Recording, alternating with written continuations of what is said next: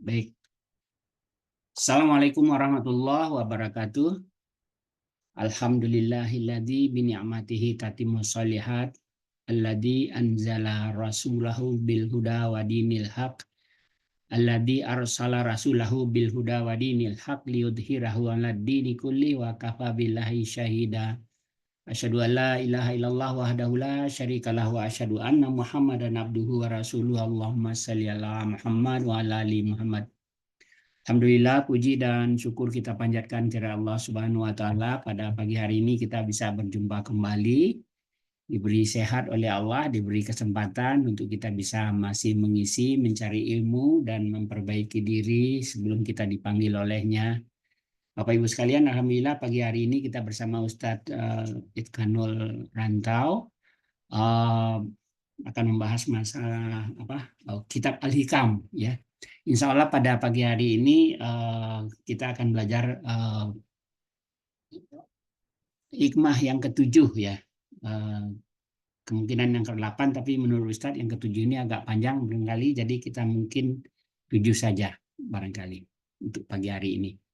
Baik, Bapak Ibu sekalian, kita persiapkan diri kita semua, kita siapkan alat tulis, barangkali hati, sehingga kita bisa mengambil semua ilmu-ilmu yang akan dipaparkan oleh Ustadz. Kita mulai dengan sama-sama baca basmalah. Bismillahirrahmanirrahim. Kepada Ustadz kami persilakan.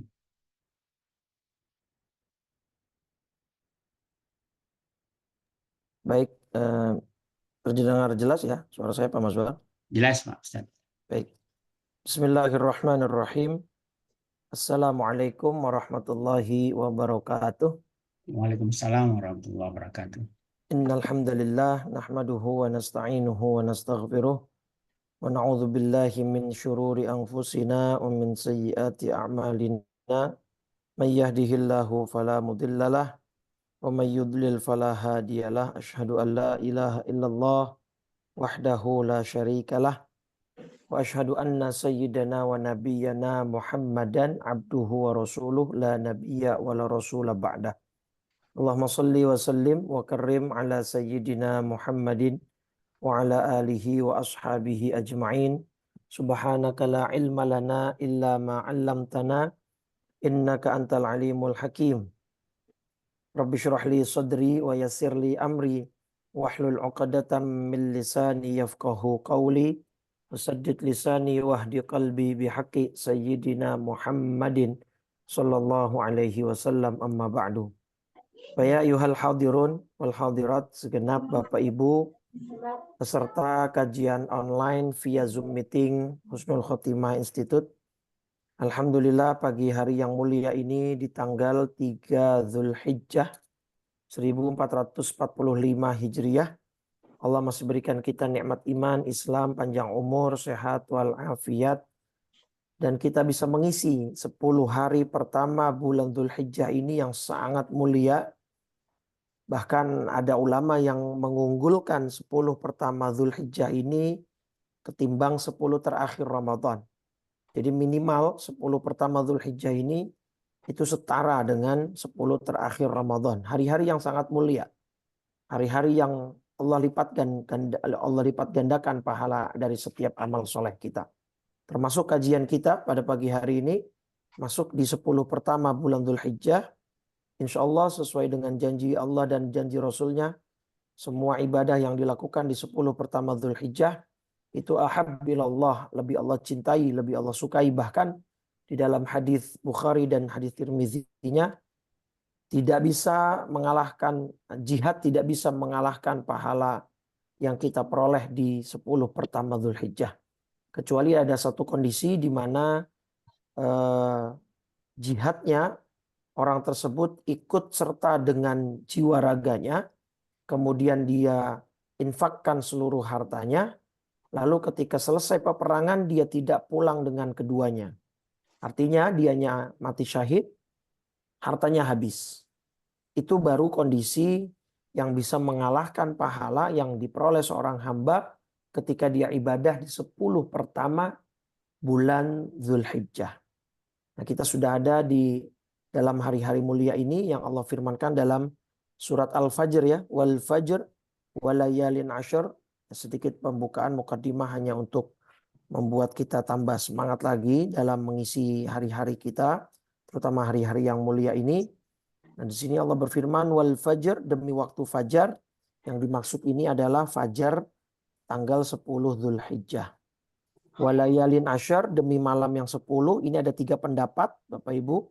Surat Al-Fajr ya, surat 89. Pendapat pertama yang dimaksud demi malam 10 adalah 10 terakhir Ramadan. Pendapat kedua yang dimaksud adalah 10 pertama Dzulhijjah. Pendapat ketiga yang dimaksud adalah 10 pertama Muharram. Ya, tetapi ini pendapat yang kuat adalah 10 pertama Dzulhijjah. Dan dalam hadis Tirmidzi dan Bukhari-nya tadi saya sampaikan, hadis Tirmidzi nomor 757, hadis Bukhari nomor 969.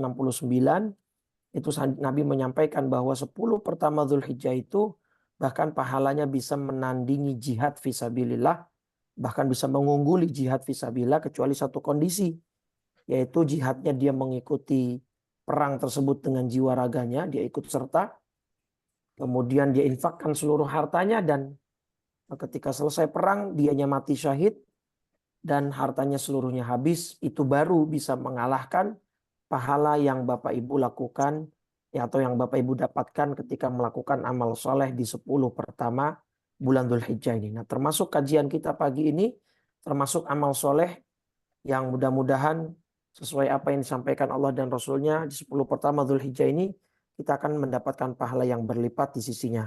Nah, puncaknya nanti tanggal 9 Dzulhijjah, itu hari Ahad besok ya, kita puasa Arafah.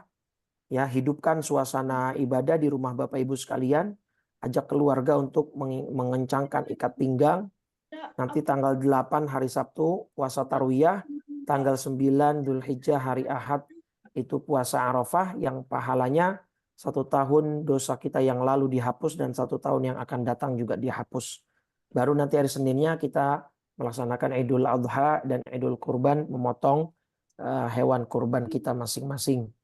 Nah, nanti ada permasalahan sedikit ya yang biasanya terulang setiap tahunnya. Kalau Idul Adha Indonesia dengan Saudi itu berbeda. Dan tahun ini juga berbeda ya. Saudi Arabia itu 1 Dzulhijjahnya hari Jumat kemarin, kita hari Sabtu. Indonesia sepakat antara pemerintah dengan Muhammadiyah. Nanti yang menjadi permasalahan di kalangan orang awam itu biasanya, kan berarti nanti di tanggal 16 Juni, Saudi itu tanggal 10 Dzulhijjah. Kita Ahad 16 Juni, kita itu baru tanggal 9. Nah, gitu ya. Nah, berarti kan di sini kita puasa Arafah, sedangkan di sana sudah Lebaran. Itu biasanya yang rame nanti di broadcast WhatsApp gitu ya. Kita nggak boleh puasa karena di Saudi sudah Lebaran. Nah, itu memang saya sampaikan pada kesempatan pagi ini, itu ada perbedaan pendapat. Minoritas ulama, minoritas ya, mengatakan memang kalau Idul Adha itu mengikuti atau berkiblat ke Saudi, penetapan Saudi. Tapi itu minoritas. Yang mayoritasnya menyampaikan bahwa setiap negara itu menjalankan keputusan atau ketetapan dari hasil ru'yahnya masing-masing. Bahkan itu disampaikan oleh Mufti Saudi sendiri nih, Syekh Utsaimin, dalam kumpulan fatwa-fatwanya, ya Syekh Syekh Utsaimin itu salah satu rujukan ulama Saudi. Di fatwa nomor 405 ini, beliau ditanya oleh seorang, kalau memang hasil ru'yah antara negara Saudi dengan negara kami tinggal itu ada perbedaan hari Arafah, maka apakah fahal nasum, apakah kami berpuasa tetap mengikuti ketetapan negara kami atau mengikuti ketetapan pemerintah Saudi? Maka beliau menjawab, waswabu annahu yakhtalifu biikhtilafil matali', bahwa pendapat yang benar adalah setiap negara dan wilayah itu mengalami perbedaan penetapan. Maka setiap orang mengikuti hasil daripada ketetapan wilayah atau negaranya masing-masing. Gitu. Jadi jangan ragu lagi. Maksud saya menyampaikan ini. Jadi misalkan nanti Bapak Ibu dapat broadcast di hari-hari ini, untuk tanggal 9 Dzulhijjah yang bertepatan pada 16 Juni, hari Ahad katanya nggak boleh puasa, yaitu memang ada pendapat tapi sebagian kecil saja. Mayoritas ulama tetap kita menjalankan semua dengan ketetapan hasil dari negara kita masing-masing. Jadi nanti kita puasa tarwiyah di tanggal 8 Dzulhijjah itu jatuh hari Sabtu, tanggal 15 Juni, tanggal 16 Juni hari Ahad itu kita puasa Arafah walaupun di sana sudah berlebaran di Saudinya ya. Baik, jadi mudah-mudahan kajian kita pagi ini kajian spesial di hari yang spesial dan membahas kitab yang spesial. Insya Allah juga dengan Ustadz yang spesial. Gitu ya. Amin, amin. Baik, intermezzo ya Bapak Ibu, supaya nggak kaku, nggak tegang gitu ya. Baik, mudah-mudahan juga pahala yang kita dapat akan spesial di mata Allah Subhanahu Wa Taala. Baik. Amin. Kita masuk ke hikmah ke-7. Ya tadi sudah saya sampaikan melalui WhatsApp ke Pak Mazwar. Insya Allah ini mungkin akan memakan waktu yang cukup lama untuk hikmah ke-7. Saya khawatir kalau terlalu dipadatkan itu malah nanti pesannya tidak tersampaikan secara utuh gitu ya. Jadi lebih baik nanti ketika ada satu hikmah yang panjang ya kita buat satu saja. Kalau seperti yang kemarin 2 pertemuan, kita kan sudah melakukan 2 pertemuan dengan 2 hikmah sekaligus gitu ya. Karena memang materinya saya nilai tidak terlalu panjang dan tidak terlalu padat gitu ya. Baik, bismillahirrahmanirrahim. Qala Syekhul Mu'allif rahimahullahu taala wa adaman naf'a bihi wa bi barakati ulumihi wa bikum fid dharaini amin. Radhiyallahu taala anna wa ankum. Al hikmatus sabi'atu, hikmah ke-7. Ya, ini hikmah ke-7 berbunyi la yushakkikannaka fil wa'di adamu wuqu'il maw'udi wa in ta'ayyana zamanuhu li alla yakuna dzalika qadhan fi basiratika wa ikhmadan li nuri sariratika. Imam Ibnu Athaillah As-Sakandari memberikan nasihatnya kepada kita, memberikan hikmahnya. Beliau berkata, janganlah ya keraguan-raguan memasuki hatimu karena adanya janji dari Allah yang tidak terwujud. Atau in the other words, dalam bahasa kata lain, redaksi lain, janganlah karena tidak terwujudnya janji-janji Allah itu membuat kamu ragu terhadap janji Allah itu. Jadi ketika Allah berjanji dalam beberapa ayatnya nanti kita bahas, kemudian Anda menganggap janji Allah ini belum terrealisasi. Janji Allah ini belum terwujud. Nah, janganlah keadaan belum terwujudnya janji Allah itu menyebabkan Anda ragu terhadap janji Allah. Ya, wa in ta'ayyana zamanuhu, meskipun menurut Anda sebenarnya waktu ini sudah tepat untuk Allah realisasikan janjinya gitu ya. Jadi wa in ta'ayyana zamanuhu, meskipun menurut Anda sudah berhak untuk mendapatkan realisasi dari janji-janji Allah ini gitu. Tetapi kok belum terwujud. Nah, jangan sampai keadaan seperti itu membuat Anda ragu terhadap janji Allah. Agar supaya kenapa? Li'alla yakuna dzalika qadhan fi basiratika, supaya itu tidak menjadi cacat di dalam mata hatimu, wa ikhmadan linuri sariratika, dan juga jangan supaya memadamkan ya cahaya batinmu ya. Supaya mata hatimu itu tidak mati gitu. Cahayanya tidak padam, tidak redup, bahkan tidak padam gitu ya. Nah, jadi di sini Imam Ibnu Athaillah memberikan nasihat yang sangat bagus dan indah sekali. Dan itu nanti akan relate dalam keadaan global kita saat ini, Pak. Terutama dengan keadaan saudara-saudara kita di Gaza, di Rafah, di Palestina sana. Gitu ya. Baik. Jadi sekali lagi secara global nasihat ini berbunyi janganlah ya belum terwujudnya janji Allah itu menyebabkan engkau ragu terhadap janji Allah itu sendiri.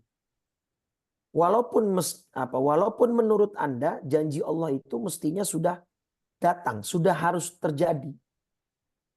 Agar supaya ketika Anda tidak ragu ini jangan sampai itu menjadi cacat di dalam mata hatimu dan supaya tidak memadamkan cahaya di dalam hatimu. Itu artinya supaya engkau tidak bersuudzon kepada Allah.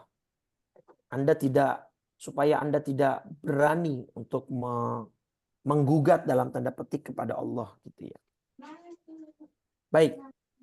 Ini ada beberapa contoh janji Allah.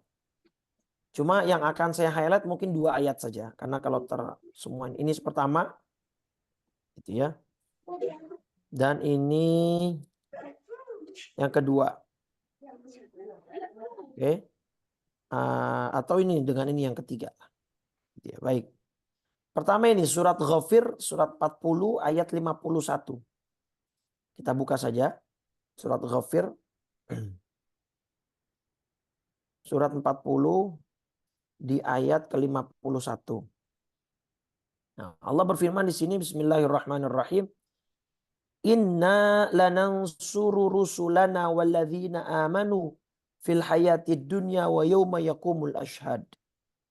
Sungguh kami akan menolong rasul-rasul kami. Nah, kami akan menolong ini kan sebuah frasa yang berisikan janji, Pak.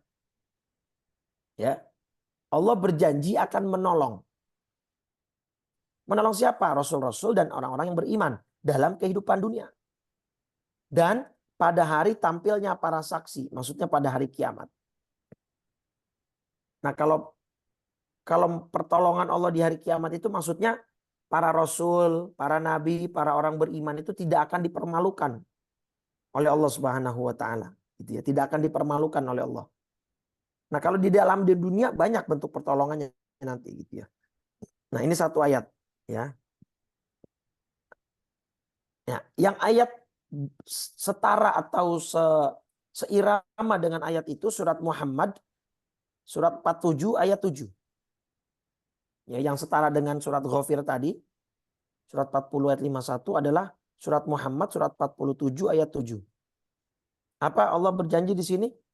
Ya ayyuhalladzina amanu in tansurullaha yansurkum wa yutsabbit aqdamakum. Wahai orang yang beriman, jika kamu menolong agama Allah, niscaya Dia akan menolongmu. Ya, ini kan janji lagi nih, Pak. Bu. Ini setara nih. Oke, kita buatkan ininya ya. Janji Allah yang kita bahas 3 ayat saja. Tadi pertama itu Quran surat Ghafir surat 40 ayat 51.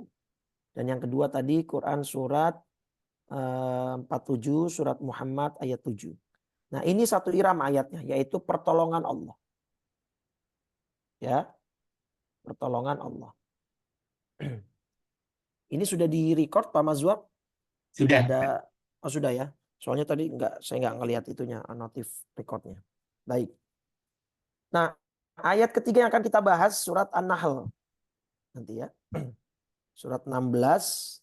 Nah, di sini di ayat nomor 97. Kita buka dulu ayatnya. Nah, di surat An-Nahl surat 16 ayat 97. 97, sorry. Nah, di sini Allah berfirman apa? Allah berjanji apa? Man amila saliham min zakarin au unsa wa huwa mu'minun falanuhyiyannahu hayatan thayyibah. Siapa yang mengerjakan kebaikan, baik itu laki-laki atau perempuan, asal syaratnya dalam keadaan mereka beriman. Gitu ya. Maka pasti akan kami berikan kepadanya kehidupan yang baik. Dan kami beri balasan dengan pahala yang lebih baik dari apa yang telah mereka kerjakan. Nah, pertanyaan saya Bapak Ibu, kehidupan yang baik di sini, yang dimaksud kehidupan dunia apa akhirat? Dunia atau akhirat? Nah, jelas kalau kita cermat sedikit saja, yang dimaksud kehidupan yang baik di penggalan pertama ini adalah kehidupan dunia, Bapak Ibu. Karena penggalan terakhirnya wala najziyannahum ajrahum bi ahsani ma kanu ya'malun, akan kami berikan balasan pahala yang lebih baik. Nah, kalau konteksnya pahala berarti kan akhirat. Begitu ya. Baik, berarti janji Allah di surat An-Nahl ini, surat 16 ayat 97 adalah janji Allah memberikan kehidupan yang baik. Nah, sekarang kita lihat realitas kenyataannya Bapak Ibu. Di surat pertama dan kedua, Allah janji menolong orang beriman di dunia. Faktanya, hingga detik ini, bagaimana keadaan saudara-saudara kita di Gaza, di Rafah, secara khusus di Palestina secara umum? Mana pertolongan Allah? Suka nggak Bapak Ibu terbersit gitu? Kok Allah nggak nolong-nolong ya? Nah, dan karena saya sering dapat pertanyaan, Ustadz kok Allah nggak nolong orang-orang Islam di Palestina sih gitu segala macam gitu ya. Nah, sedangkan di ayat-ayat ini Allah sudah berjanji nih, surat Ghafir ayat 51, surat Muhammad ayat 7. Nah, di ayat ketiga Allah berjanji ketika orang beramal soleh, berbuat baik akan diberikan kehidupan baik di dunia. Gitu ya, kehidupan baik dunia. Sedangkan kenyataan sekarang, ya sorry itu faktanya datanya mengungkap bahwa memang kebanyakan orang di Indonesia khususnya itu yang hidup di bawah prasejahtera itu kebanyakan orang Islam gitu ya. Mana janji Allah? Katanya Allah mau memberikan kehidupan yang baik ke orang Islam gitu ya. Oke, sampai sini you got the one point gitu ya. Kamu Bapak Ibu dapat satu poin bahwa antara janji Allah dengan realitas yang ada itu tidak sinkron. Oke, nah inilah yang coba kemudian akan dipaparkan dan dijelaskan oleh Syekh Buti tentang nasihat Imam Ibn Athaillah tadi yang hikmah ketujuh. Jangan sampai tidak terjadinya janji Allah atau tidak terrealisasinya janji Allah membuat kamu ragu terhadap janji Allah itu sendiri. Pertolongan Allah belum datang buat saudara-saudara kita di banyak negara Muslim, terutama Palestina. Banyak dari orang Islam belum memiliki kehidupan yang layak, belum memiliki kehidupan yang baik gitu ya. Walaupun pemerintah sudah mau membantu misalnya dengan mewujudkan perumahan bagi rakyat dengan tapera misalnya. Walaupun yang sekarang sedang ramai begitu ya. Tapi masih banyak itu kan faktanya kehidupan muslim kita, saudara muslim kita belum sejahtera, jauh dari kata sejahtera. Nah, antara realitas dengan ayat ini, dengan janji ini tidak sinkron.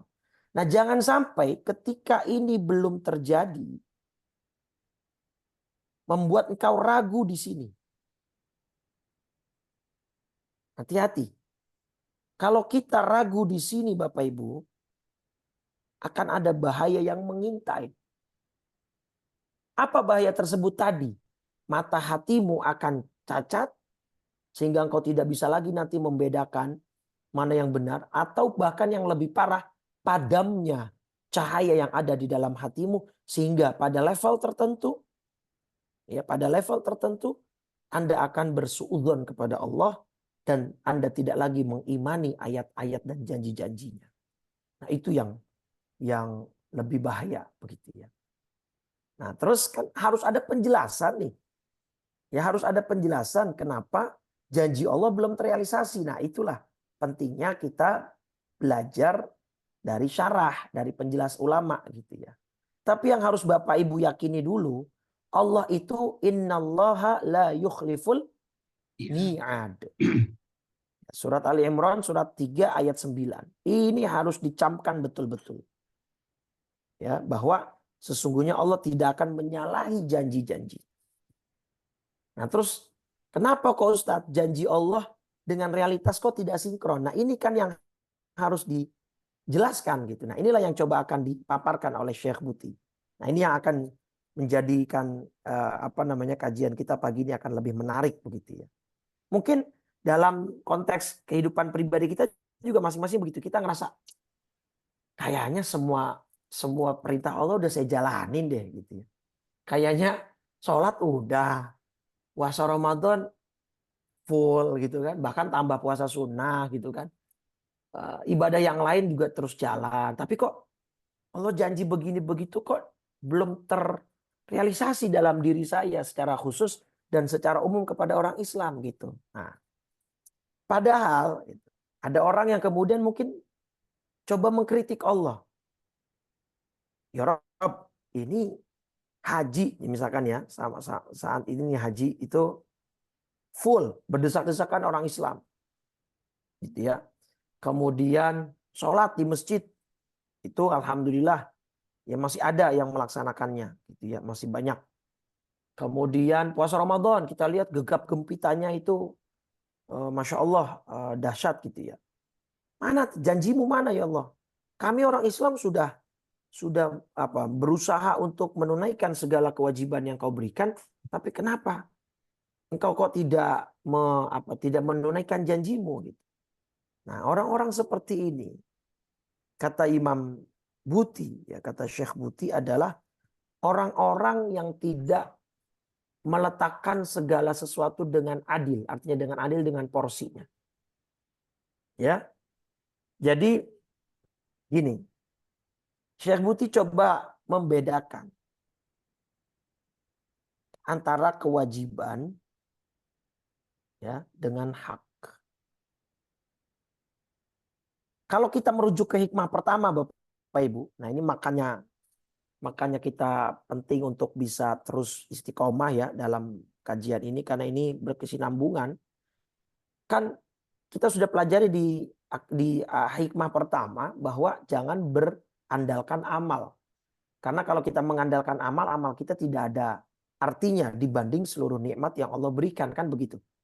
Bahkan dalam riwayat Imam Al-Hakim dalam kitab Mustadraknya, itu ada orang di zaman dulu masuk surga karena rahmat Allah sedangkan dia sudah beribadah selama 500 tahun. Dia merasa it's not fair enough gitu ya. Ini enggak fair ya Rob. Ya, saya sudah susah payah ibadah 500 tahun tapi kenapa saya masuk surganya karena rahmatmu. Jadi seakan-akan saya dikasihani. Saya enggak mau. Saya maunya masuk surga ya karena ibadah saya yang 500 tahun itu. Nah sama Allah kan ditimbang akhirnya kan. Ibadah dia yang 500 tahun dengan nikmat bola mata saja. Belum nikmat yang lain. Belum nikmat kaki untuk berjalan. Belum nikmat tangan untuk menggapai, meraih, melakukan kegiatan. Belum nikmat yang lain, pendengaran. Gitu ya. Nah ketika dibandingkan 500 tahun ibadah dia dengan nikmat bola mata. Ternyata 500 tahun dia belum bisa menunaikan hak Allah ya dengan diberikannya dia nikmat bola mata tersebut. Ya minus lah, defisit. 500 tahun dia ketika dihadapkan nikmat bola mata selama dia hidup itu masih defisit.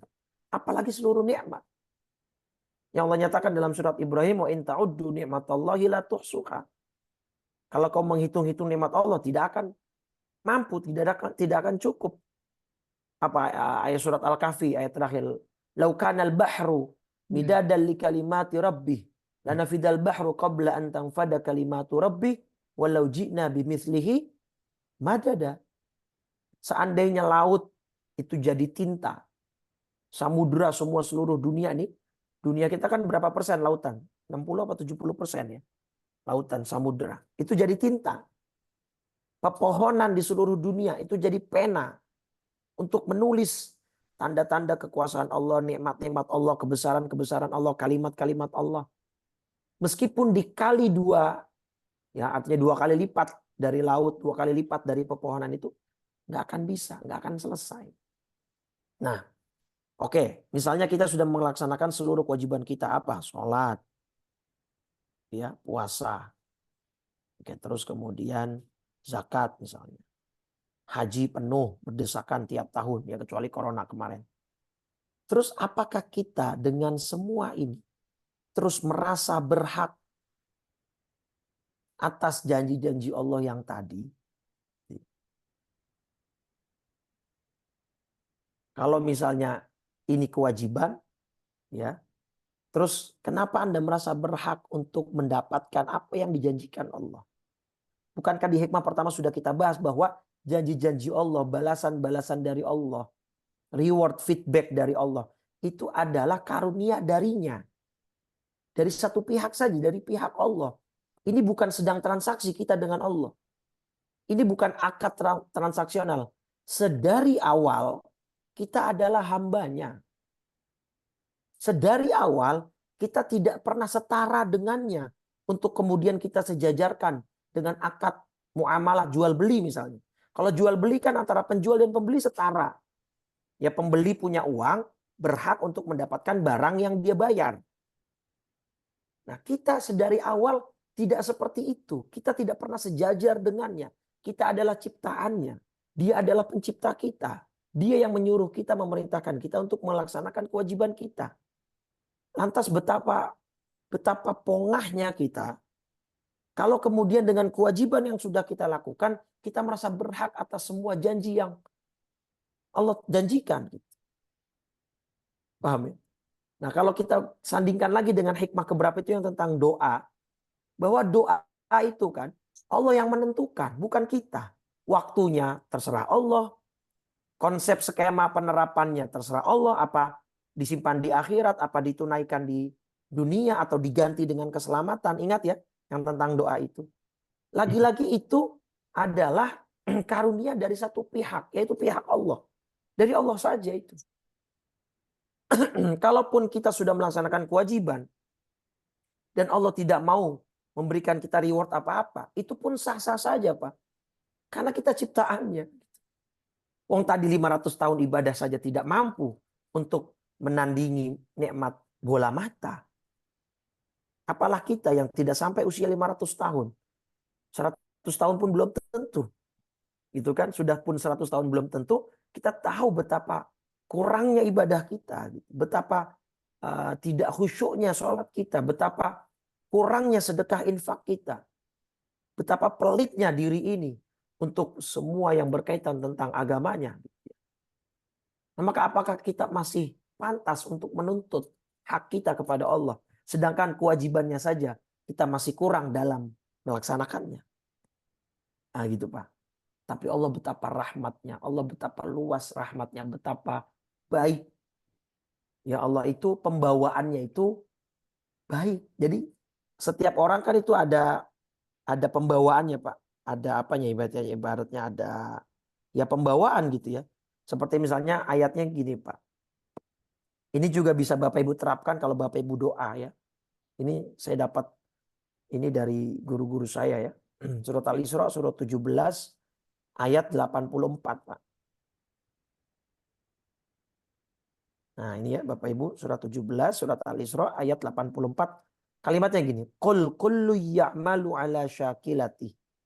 Setiap orang itu berbuat sesuai dengan pembawaannya masing-masing. Sebenarnya sih kalimatnya terjemahannya bukan orang ya. Kullun itu umum. Nah kata ulama, diantaranya Syekh Buti juga menjelaskan.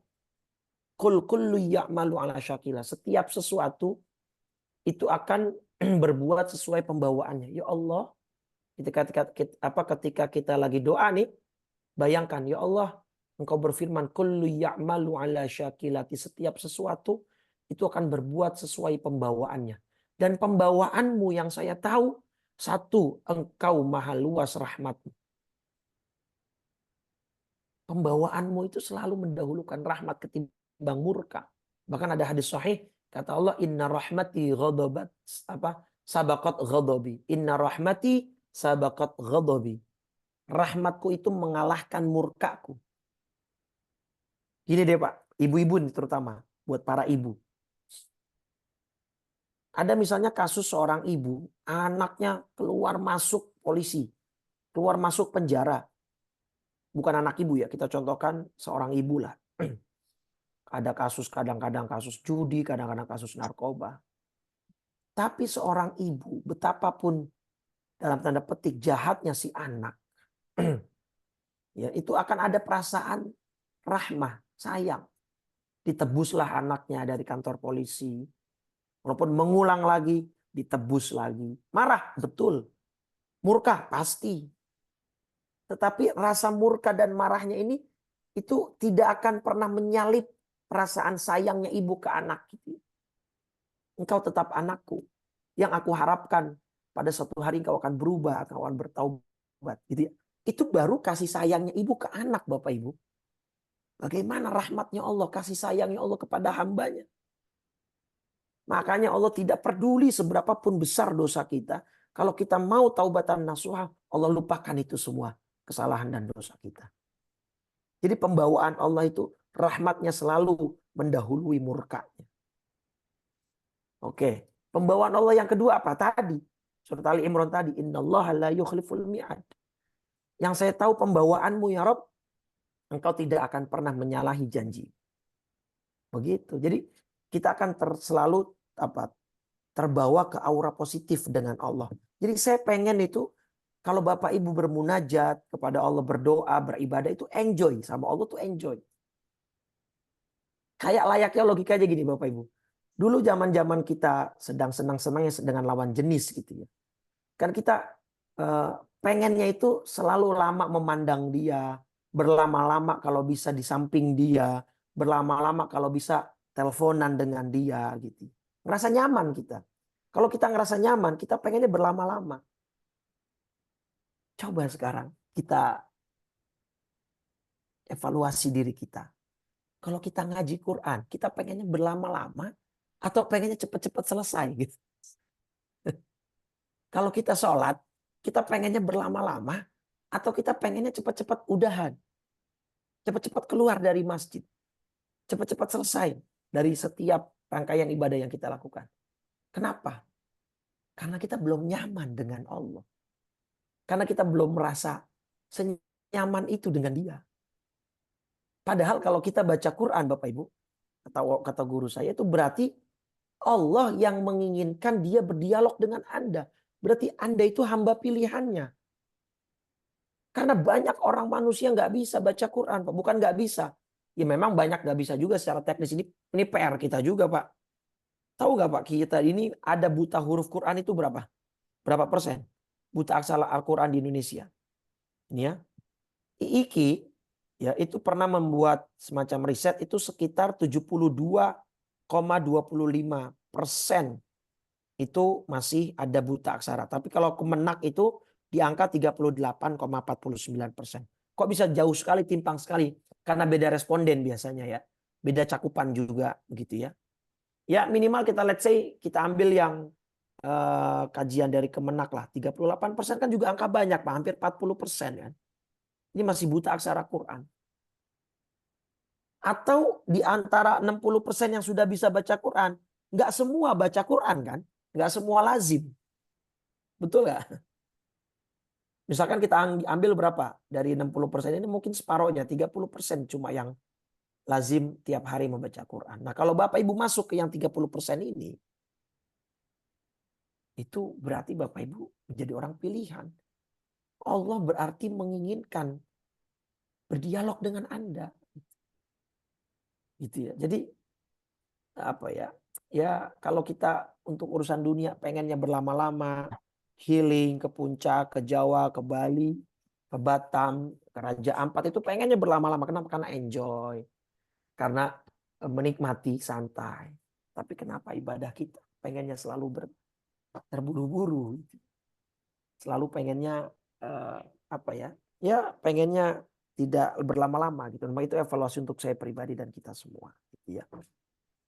Baik Bapak Ibu, kita kembali lagi. Jadi mana hak hak kita yang wajib Allah tunaikan, sedangkan kewajiban kita saja tidak sempurna gitu. Nah, maka kata Imam Buti gini, anna jullal ladzina yaquluna hadzal kalam wa yahtajuna 'ala Allah biwu'udihi najiduhum minasyaridina an hadihi wal mustahzi'ina bi ahkamihi ya wal ba'idina hatta an ma'rifatil asasiyati min dinihi. Nah, kebanyakan orang yang protes dan menagih-nagih janji Allah itu kebanyakan adalah orang yang bahkan kewajiban dasarnya kepada Allah saja tidak dia tunaikan. Itu juga kan kebanyakan yang terjadi dalam dunia kerja kita gitu ya. Sampai kemudian ada istilah gaji buta gitu kan. Ya misalnya beberapa kasus PNS tertangkap basah oleh Satpol PP bolos gitu kan. Keluar di jam kerja menggunakan kendaraan dinas untuk healing keluarga dan seterusnya. Jadi mereka hanya ingin mendapatkan hak tanpa memikirkan kewajiban mereka. Jadi pengennya yang enak-enak terus gitu. Sama, ke Allah juga rata-rata yang protes seperti ini, yang menagih-nagih janji terus tanpa memperhatikan kewajibannya ya orang-orang yang seperti itu. Jadi mindsetnya mindset ya itu tadi, maunya gaji buta gitu, nggak mau ibadah tapi maunya enak gitu. Nanti di akhir kitab kalau kata Imam Buti, kalau nggak mau ibadah tapi pengennya dapat enak, takutnya malah kan kenanya istidraj ya Pak, Bapak Ibu. Dia yang kewajiban nggak ngerjain, tapi dapat semua privilege-nya, dapat haknya. Ini kalau ulama dulu malah takutnya masuknya ke istidraj. Surat Al-An'am, surat 6 ayat 44. Itu kan? Nah, kita buka ayatnya sebagai pengingat saja. Walaupun ini sudah sering kita ulang. Ini ya, surat 6, surat Al-An'am ayat 44. Falamma nasu ma dzukiru bihi fatahna alaihim abwaaba kulli syai'. Ketika mereka melupakan peringatan yang telah diberikan kepada mereka tadi, nggak sholat, nggak puasa Ramadan, yang wajib saja ditinggalkan, apalagi yang sunnah, gitu ya. Tapi sama Allah malah fatahna alaihim abwab. Abwab ini bentuk jamak, bentuk plural dari kata babun. Dalam bahasa Arab babun itu pintu, abwab banyak pintu. Ketika mereka melupakan peringatan yang telah diberikan, kami buka semua pintu kesenangan untuk mereka. Tapi apa? Hatta idza farihu, ketika mereka sedang bergembira dengan apa yang telah diberikan kepada mereka, akhadnahum baghtatan, kami siksa mereka secara tiba-tiba. Justru ini adalah pembiaran dari Allah. Ya, pembiaran dari Allah. Nauzubillah ya. Seperti misalnya Allah itu tidak lengah Pak terhadap orang-orang yang zalim. Allah hanya membiarkan, misalnya dalam surat Ibrahim ya, surat 14. Allah itu tidak pernah lengah terhadap kezaliman seseorang. Di surat Ibrahim surat 14 ayat 42. Ya. Wala tahsabannallaha ghafilan amma ya'maludz zalimun. Jangan kau mengira bahwa Allah lengah dari apa yang diperbuat orang-orang yang zalim. Ustadz, kita udah sholat, kita udah puasa, kita udah ngaji, kita udah kajian, kita udah jadi orang jujur amanah, tapi kok hidup masih belangsak terus. Rezeki seret, pekerjaan kurang gitu. Padahal tadi kan janji Allah pada dalam surat An-Nahl 97. Akan kami beri kehidupan yang baik. Kalau nggak tepati janjinya Ustadz. Sedangkan mereka, para pejabat yang korup misalnya, para pejabat yang curang, hidupnya bergelimangan harta, hukumannya ringan. Nggak usah khawatir Bapak Ibu. Allah nggak lengah. Allah tidak lengah. Allah tidak tidur. La ta'khudhuhu sinatu wala naum. Allah tidak lupa, Allah tidak lalai, Allah tidak tidur. Allah cuma memberikan pembiaran. Innama yuakhiruhum. Sesungguhnya Allah menangguhkan mereka liyaumin tashkhasu fihil absar, sampai pada hari di mana mata mereka semua terbelalak. Itu. Ya oke. Baik. Itu ya, jadi jangan protes sudah. Kebanyakan yang protes tadi orang-orang yang seperti itu yang ingin memakan gaji buta saja gitu ya. Kerjanya maunya enak-enakan tapi mendapat feedbacknya yang besar-besaran. Enggak. Kita tidak seperti itu dengan Allah. Sekali lagi, kita tidak pernah sama dengan Allah seperti layaknya penjual dan pembeli sama dalam satu taraf level gitu ya. Tidak seperti itu interaksi kita dengan Allah. Bukan seperti interaksi antara penjual dan beli. Sama sekali tidak. Oke, baik. Nah, ketika dia sudah melakukan tadi kewajiban-kewajiban, dia merasa sudah berhak mendapatkan yang Allah janjikan. Seperti kondisi belakangan ini ya, atau fenomena belakangan ini, banyaknya anak-anak muda yang baru hijrah gitu Bapak Ibu. Saya senang secara pribadi banyak pemuda-pemuda hijrah ikut kajian. Tetapi ketika mereka salah memilih kajian, akhirnya mereka hijrah dari satu dosa bukan ke satu kegiatan yang baik, malah ke dosa yang lain. Paham gak maksudnya? Bukan saya suudzon nih. Artinya gini. Banyak ketika pemuda hijrah itu maksudnya dulu dia tidak sholat. Kemudian sholat gitu kan. Nah ketika dia sudah sholat. Wah dia merasa seperti malaikat. Dia merasa seperti orang paling suci. Dia merasa orang paling berhak atas janji Allah. Dia merasa orang yang paling berhak masuk surga. Yang lain neraka semua gitu ya. Itu kan dosa dalam bentuk lain Bapak Ibu. Dapat gak poinnya? Itu dosa dalam bentuk lain. Berarti dia akan timbul nanti sifat takabur. Sehingga dia merasa dengan sholatnya dia, dengan hijrahnya dia sudah berhak mendapatkan apa semua yang Allah janjikan. Sehingga kalau nanti Allah tidak menunaikan janjinya, dia merasa berarti Allah tidak menepati janji. Dia akan suudzon kepada Allah. Bahkan dalam level tertentu, dia akan suudzon kepada makhluk Allah yang lain. Dia merasa dirinya paling benar. Dia merasa dirinya paling berhak masuk surga, yang lain salah. Bukankah itu sifat yang diwariskan iblis? Ketika disuruh sujud oleh Allah kepada Nabi Adam alaihissalam. Khalaqtani min nar wa khalaqtahu min tin. Ya Allah kau ciptakan aku dari api. Sedangkan Adam ini dia dari tanah.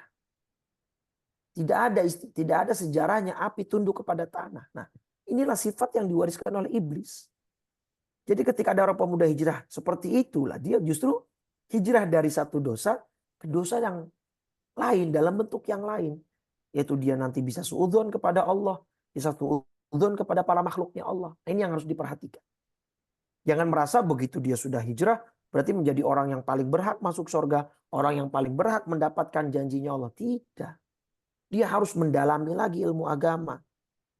Kenapa? Fa idza zdada tashabbu'an bihaqa'iqil Islam. Kalau dia sudah menyelami ya tentang hakikat Islam yang sebenarnya, dia akan pasti merasa, ya Allah, sholat kita saja masih kurang, Pak. Masih jauh dari kata sempurna. Yang lucunya kita ini manusia, Bapak Ibu. Lagi sholat.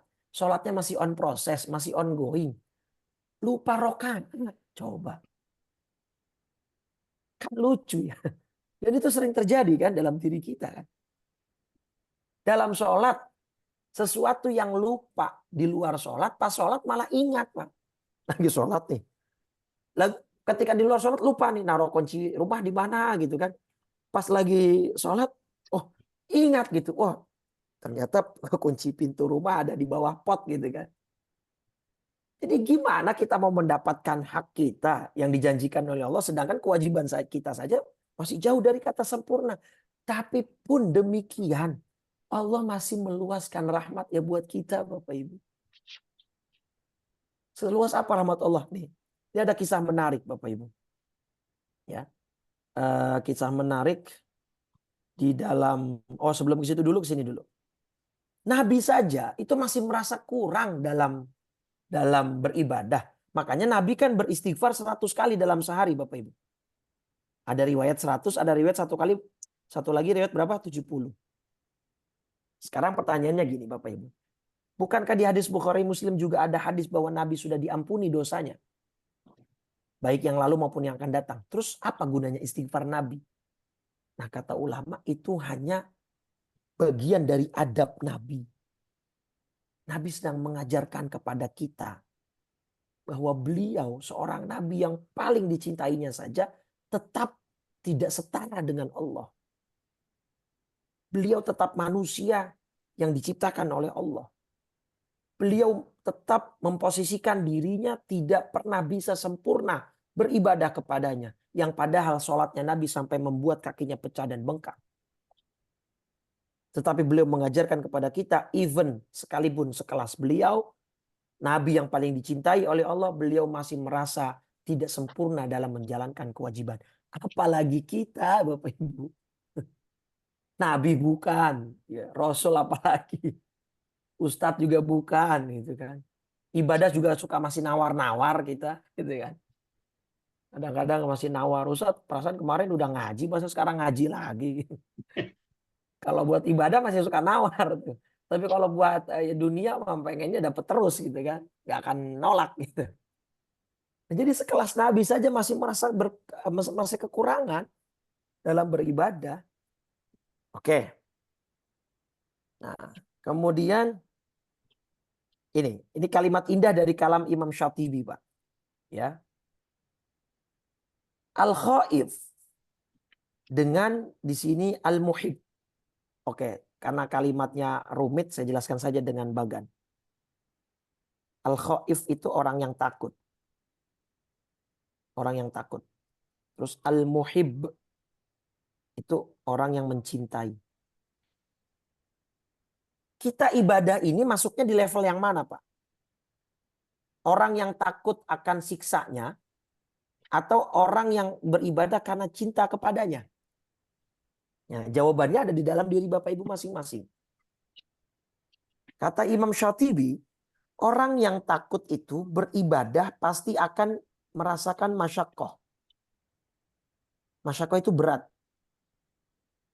Coba tanya Bapak Ibu sendiri. Bapak Ibu pulang kerja, pulang ngantor misalnya, atau pulang jalan-jalan. Malam nih, ya jam 10, belum sholat isya. Nah itu melakukan sholat isyanya dengan penuh riang gembira apa penuh keberatan, penuh penuh apa namanya tekanan gitu. Udah capek, ngantuk, belum sholat isya. Kan pasti ada rasa berat kita sebagai manusia. Nah, tetapi kita tetap lakukan kan? Kenapa? Kata Imam Syatibi, karena ketakutan kita akan siksanya, ketakutan kita akan azabnya, itu membuat kita untuk bersabar menanggung berat dan bebannya ibadah kepadanya. Paham Bapak Ibu? Ini kalimatnya gini. Al-khaif ya'malu ma'a wujudil masyaqqah. Orang yang punya rasa takut itu beribadah, beramal dengan adanya rasa berat, rasa segan. Ya, tapi ghair anal khauf mimma huwa asyaqqu yahmilu 'ala sabri 'ala ma huwa ahwan wa in kana syaqqan. Karena dia tahu siksa Allah itu lebih berat, maka dia mencoba untuk bersabar dari rasa beratnya beribadah. Itu. Nah, tapi kalau orang yang cinta al-muhib, orang yang cinta kepada Allah, ya'malu bibadzil majhudi syauqan ilal mahbub. Dia beribadah kepada Allah itu dengan perasaan cinta.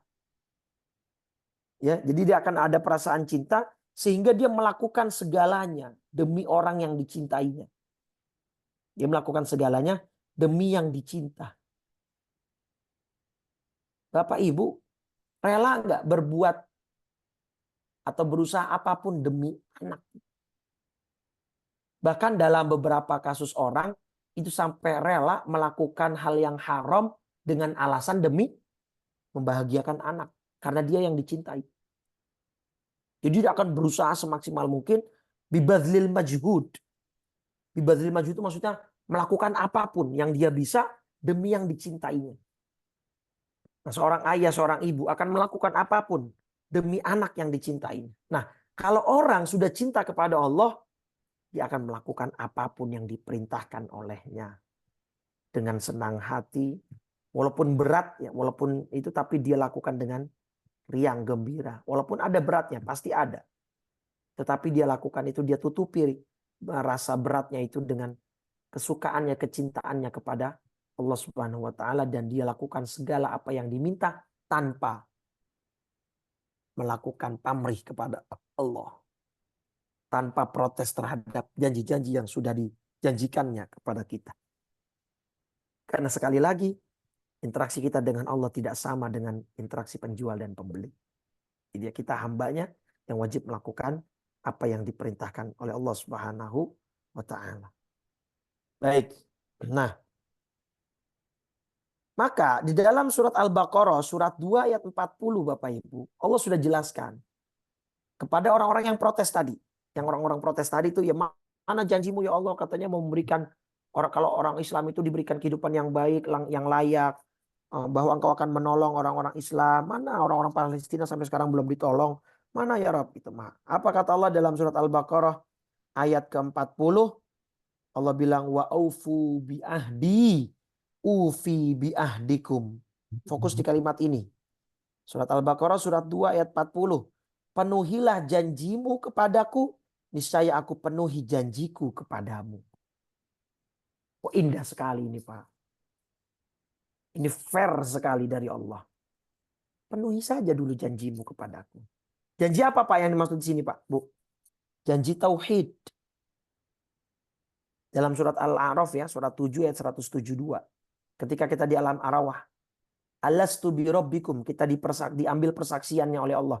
Alastu bi rabbikum, bukankah aku ini adalah Rabb kalian, Tuhan kalian? Qalu bala. Kita semua menjawab di alam arwah, ya betul. Engkau adalah Rabb kami, engkau adalah Tuhan kami. Nah, kita sudah berjanji di situ, Pak. Untuk tidak menyekutukannya, untuk bertauhid kepadanya, untuk mengabdi kepadanya. Penuhi saja dulu itu. Wong satu, banyakkan orang muslim tidak penuhi janjinya kepada Allah. Enggak sholat, enggak puasa. Ataupun kita misalnya sudah kita lakukan, itu pun masih jauh dari kata sempurna. Terus siapa manusia yang sudah melakukan kewajiban dengan sangat baik? Pasti Nabi Muhammad SAW. Tapi begitu pun Nabi sudah melakukan dengan sempurna, beliau tetap memposisikan diri sebagai manusia yang banyak kekurangan. Makanya beliau beristighfar sampai 70 atau 100 kali dalam satu hari. Padahal dosanya sudah diampuni, yang lalu maupun yang akan datang. Oh. Jelas ya Bapak Ibu ya. Wah ini indah sekali. Nah, kemudian di paragraf berikutnya, Syekh Buti itu menjelaskan satu kisah di dalam peperangan yang terjadi di Damaskus, Syria sana. Di tahun sekitar 1967-an. Jadi di era 67-an. Jadi ada kisah begini kisahnya. Seorang tentara di dalam peperangan gitu ya, tiba-tiba sholat nih. Tentara ini melakukan sholat. Oke. Sama tentara yang lain, ya sama kumpulan tentara yang lain ini, dia dicemooh. Apa cemoohannya? Di sini. Kalimatnya, innallaha lam yansurkum fil harbi, falimadza tusalluna lahu. Kata tentara yang lain, Allah tuh nggak bakal nolong kalian. Buat apa kalian sholat? Oke? Allah nggak bakal nolong kalian. Terus buat apa kalian sholat? Apa fungsinya? Tuhan kalian nggak bakal dengar kalian. Nah, kata Syekh Buti, beliau ngomong ke tentara yang cerita itu. Aturan ente jawab. Jangan diem aja, jawab. Apa jawabannya? Harusnya begini jawabannya. Innana nusolli syukran lahu. Saya itu sholat sebagai rasa syukur saya kepada Allah. Loh, syukur atas apa orang kita nggak menang? Mau perang aja kita nggak ditolong. Syukur atas apa? Oh banyak nikmat Allah. Oke, saya sebutkan salah satu yang paling faktual dalam konteks perang kita. Annahu lam yu'aqibna ala athamina. Allah tidak menyiksa kita gara-gara dosa yang kita lakukan nih. Ya dengan cara apa? Bisa aja nih lagi perang, tiba-tiba bikhasafin, gempa bumi. Bisa nggak Bapak Ibu? Kita lagi perang terus gempa bumi bisa nggak? Mungkin nggak terjadi? Bisa. Atau tiba-tiba Allah kirim bihijaratin yumkinu ayyursilaha alaina minas sama. Mungkin nggak Allah turunkan bebatuan dari langit? Layaknya Allah menurunkan bebatuan yang keras kepada kaumnya Nabi Lut alaihissalam. Bisa nggak itu terjadi? Dan kira-kira kalau itu terjadi, itu gara-gara Allah yang jahat atau gara-gara dosa kita? Kita berhak nggak dapat hukuman seperti itu? Berhak sekali. Nah, Allah tidak melakukan itu. Allah tidak menyiksa kita dengan itu. Itu salah satu yang wajib kita syukuri. Kalau kita perang kalah ya mungkin strategi kita yang tidak bagus. Kekuatan militer kita yang belum baik. Bukan Allah tidak mau menolong gitu. Karena kan semua ada sebabnya. Kita sudah bahas juga tuh ya. Hukum di dunia sebabnya hukumnya kausalitas, sebab dan akibat. Kita ambil contoh Bapak Ibu dalam surat gini dulu. Ada seorang wali ditanya oleh atau diminta oleh salah seorang begini. Seorang wali nih ya, waliullah. Syekh, tolong dong tunjukin keramat engkau. Ya, karomah itu memang ada ya. Ya, kita sebagai orang yang berakidah Ahlussunnah wal Jamaah, karomah itu adalah sebuah konsep di dalam Islam yang memang benar adanya. Seperti kisah Siti Maryam, gitu ya.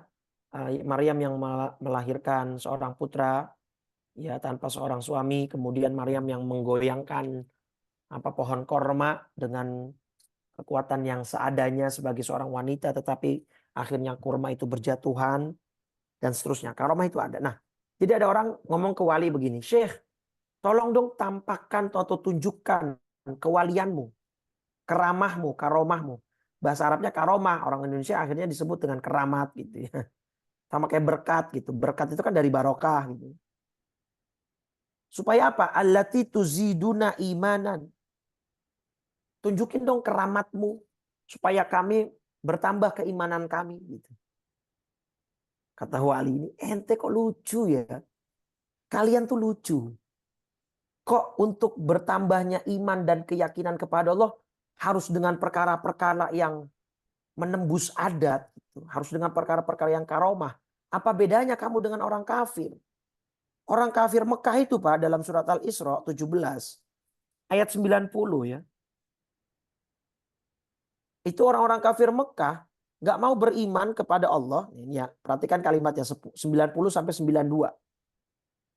Surat Al-Isra surat 17 ayat 90 sampai 92. Wa qalu lan nu'mina laka hatta tafjura lana minal ardi yanbu'a. Orang kafir Quraisy Mekah berkata, kami nggak mau percaya kepadamu wahai Muhammad. Kami nggak mau beriman kepadamu wahai Nabi Muhammad SAW. Sebelum apa? Engkau memancarkan mata air dari bumi untuk kami. Nah ini kan hal-hal yang berbentuk itu ya, khariqul adah, bahasa Arabnya khariqul adah, yang menembus adat, kebiasaan. Artinya sesuatu yang kejadian yang di luar nalar manusia. Kalau untuk nabi namanya mukjizat, kalau untuk orang mulia bukan nabi namanya karomat, gitu ya, keramat. Karomah tadi itu. Atau itu permintaan pertama. Satu, kalau engkau bisa memancarkan mata air dari bumi, baru kami beriman kepadamu wahai Muhammad. Atau yang kedua, au takuna laka jannatum min nakhil wa inabin fatufajjirul anhara khilalaha tafjira. Atau engkau punya sebuah kebun kurma dan anggur, lalu engkau alirkan di celah-celahnya sungai yang deras alirannya. Ini permintaan mereka yang kedua. Atau permintaan mereka yang ketiga, autus kita sama, atau engkau jatuhkan langit berkeping-keping di atas kami, sebagaimana engkau katakan. Ya, itu permintaan mereka ketiga. Au ta'tiya billahi wal malaikati qabila, permintaan keempat, atau engkau datangkan Allah dan malaikat di hadapan muka kami. Jadi kata wali tadi, kamu untuk bertambah keyakinan kepada Allah mesti dengan hal-hal yang berbau seperti itu, berbau mukjizat, berbau karomat seperti itu. Lemah sekali iman Anda. Paham ya? Apa bedanya Anda dengan orang kafir kalau begitu? Yang meminta Nabi Muhammad untuk menunjukkan hal-hal begitu. Terus apa supaya yang bisa meyakinkan kita tentang Allah, keimanan kita tentang Allah, kepada Allah agar tambah yakin? Cukup Anda bermuhasabah. Allah tidak menyiksa Anda dengan dosa Anda. Itu sudah sebuah kemuliaan. Sudah sebuah bukti bahwa Allah itu sangat memuliakan dan menyayangi Anda. Ada 3 ayat Bapak Ibu. Ini perhatikan betul ayatnya. Kalau perlu dicatat. Surat Al-Muluk. Surat 67 ayat 16. Nah, perhatikan ya. Surat 67, surat Al-Muluk ayat 16. Aamintum man fis samai ayyakhsifa bikumul ardo fa idza hiya tamur. Sudah merasa amankah kamu bahwa dia yang di langit tidak akan membuat kamu ditelan bumi ketika tiba-tiba ia terguncang? Atau ayat 17-nya, am amintum man fis samai ayursila alaikum hasibah fasata'lamuna kaifa nadhir. Apakah kamu sudah merasa aman bahwa dia Allah tidak akan mengirimkan badai yang berbatu kepadamu tuh ya? Jadi sangat bisa Allah mengirimkan berbagai macam varian azabnya kepada kita karena dosa yang telah kita perbuat. Sudahlah kita berhak mendapatkan azab dan itu pun Allah tidak lakukan. Dengan beraninya kita menagih janji Allah. Padahal dosa kita banyak, ibadah kita kurang. Paham ya Bapak Ibu ya? Atau surat misalnya 17, surat Al-Isra ayat 68. Ya, surat 17, surat Al-Isra ayat 68. Nah, di sini. Afa amintum ayyakhsifa bikum janibal barri au yursila alaikum hasiba thumma la tajidu lakum wakila. Apakah kamu merasa aman bahwa dia tidak akan membenamkanmu sebagian daratan bersama kamu, atau dia meniupkan angin yang keras yang membawa batu-batu kecil dan kamu tidak akan mendapatkan seorang pelindung pun. Ya, amintum ayyu'idakum fihi taratan ukhra fayursila alaikum qasifan minar rih fayughriqakum bima kafartum. Ataukah kamu merasa aman bahwa dia tidak akan mengembalikan kamu ke laut sekali lagi, lalu dia tiupkan angin topan kepada kamu dan ditenggelamkannya kamu disebabkan kekufuranmu? Atau di ayat lain, surat 35, ya, surat Fatir ayat 45. Nah, 3 ayat ini sudah cukup, Pak. Walau yu'akhidhukumullahu an-nasa bima kasabu, dan sekiranya Allah menghukum manusia disebabkan apa yang telah mereka perbuat, dia tidak akan menyisakan satupun makhluk yang bergerak, yang bernyawa di bumi ini. Tapi walaki yuakhiruhum ila ajalin musamma, dia menangguhkan hukumannya sampai waktu yang telah ditentukan. Itu ya, ini ketutupan, maaf. Ya, sampai waktu yang telah dia tentukan. Ya. Jadi Allah tidak menghukum manusia, padahal apa yang kita perbuat itu sangat berpotensi memunculkan murka Allah. Apalagi kalau kita renungi Pak hari-hari belakangan ini, di zaman kita ini, semua dosa dari umat Nabi terdahulu ada dilakukan oleh umat Nabi Muhammad zaman sekarang. Betul gak? Pembunuhan yang dilakukan oleh putranya Nabi Adam. Banyak gak sekarang pembunuhan? Banyak. Kemudian dosanya kaum Nabi Lut. Sekarang LGBT sudah merebak di mana-mana. Kampanyenya sudah ada di mana-mana. Pemerkosaan, perzinaan. Ya, tidak amanah jujur yang dilakukan oleh kaumnya Nabi Syuaib misalnya. Mengurangi timbangan, ya kan? Wailul lil mutaffifin. Ketika berjual, curang. Bisnis berniaga, curang. Menjadi pemimpin tidak amanah. Melakukan perampasan, begal. Itu juga kaumnya Nabi Syuaib melakukan. Pembegalan. Sudah ada semua.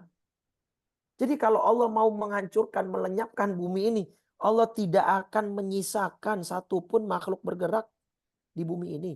Tapi Allah menangguhkan hukumannya sampai waktu yang telah ditentukan. Jadi terus kita masih mau menagih janjinya Allah buat kita. Kita masih merasa berhak atas feedback yang Allah janjikan. Sedangkan kita lebih berhak untuk mendapatkan azabnya ketimbang mendapatkan janjinya.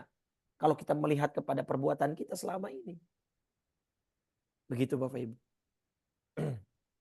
Nah, terakhir sebagai closing statement sebelum tanya jawab. Contoh yang paling konkret Bapak Ibu, bahwa janji Allah itu tidak langsung serta-merta diberikan kepada orang muslim. Dilihat dulu, dia tunaikan gak kewajibannya secara baik? Dia sempurnakan gak dalam melakukannya? Contoh yang jelas adalah perang Uhud, perang Hunain. Ini kaum muslimin kalah Bapak Ibu.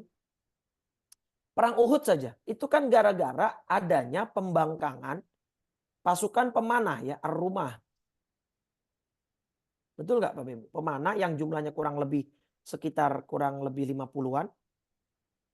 Itu membangkang atau membelot dari arahan Nabi. Nabi bilang kalian tetap stay di atas gunung ini. Makanya kan nanti yang umroh haji itu ada terkenal tuh Jabal Rumah.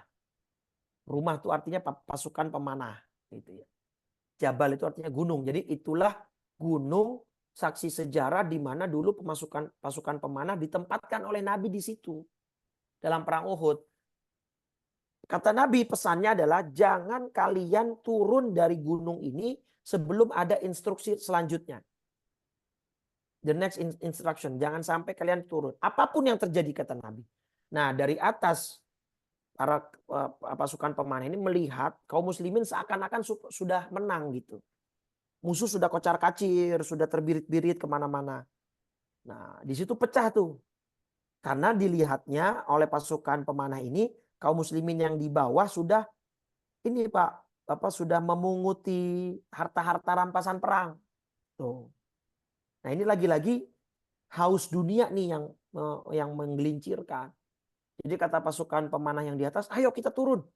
Wong di bawah sudah menang kok, sudah pada mungut-munguti itu hasil rampasan perang kan yang masih dipakai di baju perangnya para musuh gitu kan. Itu dalam bab fikih dibahas tuh Pak nanti. Baju perang itu bisa ditanggalkan, bisa dilepas, nanti bisa dijual. Atau perbekalan-perbekalan mereka yang tersisa. Itu kan diambil semua kan menjadi ghanimah. Nah, istilahnya harta rampasan perang itu menjadi ghanimah dijelaskan oleh Allah dalam surat Al-Anfal. Surat 8 itu. Nah, pasukan pemanah yang di atas, ayo kita turun.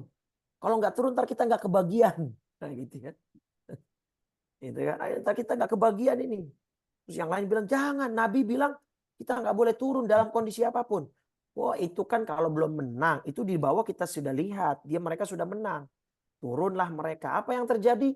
Ternyata itu strategi dari musuh untuk memancing pasukan pemanah untuk turun dari posnya. Mau diserang baliklah dari belakang tuh. Gitu ya, kalau nggak salah saat itu Khalid bin Walid masih menjadi musuh tuh. Makanya saat itu kaum muslimin kalah karena Khalid bin Walid masih dalam barisan musuh, belum masuk Islam tuh.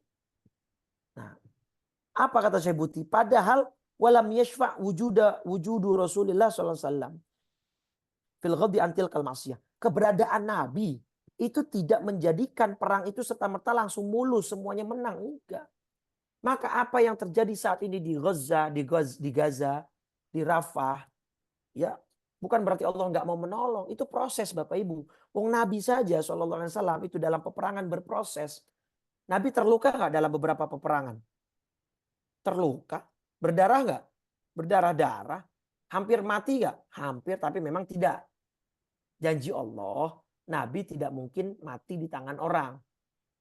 Ya, tidak mungkin meninggalnya Nabi itu di tangan orang, artinya dibunuh, itu tidak mungkin. Kenapa? Dalam surat Al-Maidah surat 5 ya. Ayat 67 itu Allah sudah berjanji kepada Nabi Muhammad SAW. Wallahu ya'simuka minan nas. Ini janji Allah nih Bapak Ibu perhatikan. Wallahu ya'simuka minan nas. Dan Allah akan memelihara engkau dari gangguan manusia. Ini Allah janji kepada Nabi Muhammad. Nah, janjinya Allah itu Allah memelihara Nabi dari gangguan manusia bukan berarti Nabi nggak terluka. Oh, Nabi terluka dalam peperangan. Bahkan Nabi kena sihir nggak? Kena sihir Nabi. Dalam Bukhari jelas hadisnya. Itulah yang menjadi penyebab turunnya surat Al-Falaq dan surat An-Nas kan. Berarti Allah nggak menepati janjinya dong kepada Nabi Muhammad. Katanya Allah akan memelihara Nabi dari gangguan manusia. Itu Nabi diganggu sampai bahkan terluka, berdarah, disihir. Enggak, maksudnya ini kata ulama tafsir Allah menjamin Nabi tidak akan sampai meninggal di tangan manusia. Nabi nggak mungkin terbunuh gitu loh ibaratnya. Sekeras apapun usaha mereka itu janjinya Allah. Dan terrealisasi. Nabi kan meninggalnya karena memang takdirnya karena sakit bukan karena gangguan manusia begitu ya. Nah itu dia. Keberadaan Nabi saja tidak dapat mencegah kekalahan perang-perang tersebut. Perang Uhud, perang Hunain dan lain sebagainya. Nah maka ya kalau kita sholat tadi seperti misalkan di perang tadi. Bukan karena kita terus dengan sholat itu pasti menang.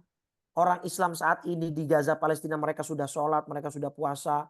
Bahkan saking hebatnya, kemarin saya dapat video Bapak Ibu nih.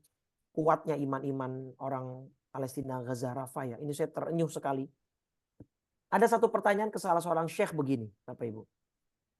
Syekh, pertanyaan ini dari orang Gaza. Apakah ketika kami kelaparan, terus kami memakai gas untuk memasak dari rumah yang sudah runtuh, dari rumah orang lain. Apakah gas itu ketika kami gunakan itu halal? Ya Allah Bapak Ibu. Orang yang sedang dalam kelaparan. masih memikirkan hukum. Karena dia takut gas ini kan punya orang. Dari rumah yang sudah runtuh dia nggak tahu punya siapa. Mungkin orangnya sudah wafat, sudah syahid. Sedangkan gas ini punya orang. Dia takut ini memakai atau memakai gas orang lain. Menggunakan hak orang lain. Takutnya ini masuk dalam kategori pencurian atau ghosab. Takutnya gas dipakai haram. Bayangin orang yang yang sudah dalam kondisi sangat lapar masih memikirkan hukum halal haram. Sedangkan di kita, Masya Allah. Orang sudah dapat gaji puluhan juta masih korupsi. Tidak takutnya kepada Allah. Mengambil hak rakyat, menzolimi rakyat. Ataupun pimpinan dalam sebuah perusahaan. Tidak membayarkan gaji karyawannya. Bahkan padahal di dalam tuntunan Islam kata Nabi, bayarkan gaji atau upah karyawanmu sebelum keringatnya mengering. Tidak ada rasa takut. Rasa takut hilang dalam hati manusia saat ini kepada Allah. Terlebih lagi rasa cinta. Rasa takut aja nggak ada. Apalagi rasa cinta kepada Allah. Takut aja nggak ada gitu. Padahal sudah dijanjikan, sudah diancam dengan neraka yang panas, kubur, alam siksa, kubur, barzah dan seterusnya. Jadi Bapak Ibu, kesimpulannya, janganlah sekali-kali kita merasa bahwa kita sudah berhak mendapatkan janji-janji dari Allah Subhanahu wa taala. Karena apa? Karena kita sebenarnya kalau mau jujur lebih berhak mendapatkan murkanya ketimbang janji-janjinya. Tapi karena betapa luasnya rahmat Allah, dengan banyaknya dosa kita, ya dengan kurangnya ibadah kita, Allah masih membuat kita safety, aman, makanan tercukupi, rezeki berlebih bahkan. Maka malu rasanya kita kepada Allah kalau kita hanya terus protes terhadap janjinya tanpa mau memperbaiki diri dan ibadah kita. Dengan Allah tidak menyiksa dan mengazab kita saja, itu sudah bukti yang besar bahwa Allah sangat luas rahmatnya kepada kita semua. Baik Bapak Ibu, Masya Allah. apa yang saya katakan ya, ini makan cukup panjang. Maka tadi saya minta ke Pak Mazhur untuk satu hikmah saja. Insya Allah pertemuan depan kita masuk ke hikmah ke-8 gitu ya. Baik, itu cukup Baik. mungkin Pak Mazhur untuk Masya Allah. pemaparan Terima materi. kasih Ustadz. Masya Allah, luar biasa pagi ini. Tentunya kita tetap optimis kepada Allah ya, husnuzan ya, bahwa Allah akan menolong kita dan membantu kita, Ustadz ya. Ya, betul. Baik Ustadz, pertama barangkali saya bacakan dulu ada 2 chat ya di dalam chat yang kira-kira sama ini, tapi satuin aja.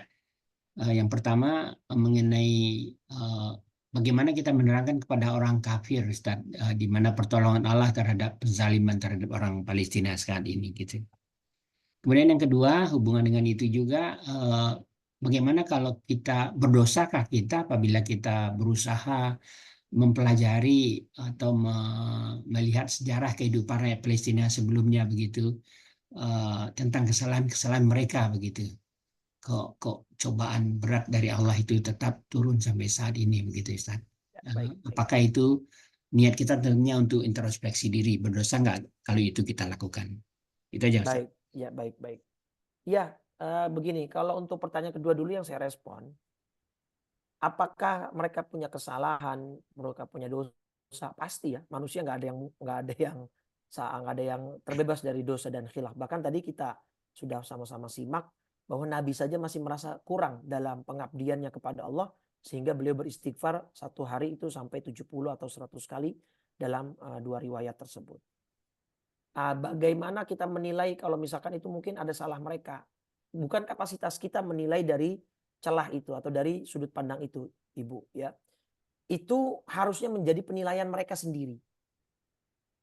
Tapi kan kita mengingatkan mereka, Ustaz. Kita tidak akan sampai suara kita ke mereka. Yang harus mengingatkan adalah ulama-ulama yang ada di tengah mereka. Ulama-ulama yang ada di tengah-tengah mereka, mereka yang harus menilai diri mereka sendiri, bahwa mereka harus bermuhasabah, mereka berintrospeksi, mungkin ini ada kesalahan kita. Kenapa pertolongan Allah belum datang? Mungkin ada kekurangan di dalam diri kita. Mungkin ada kesombongan di dalam hati kita. Bisa jadi gitu ya. Tetapi bukan kita yang menegur itu. Bukan kita yang menilai itu.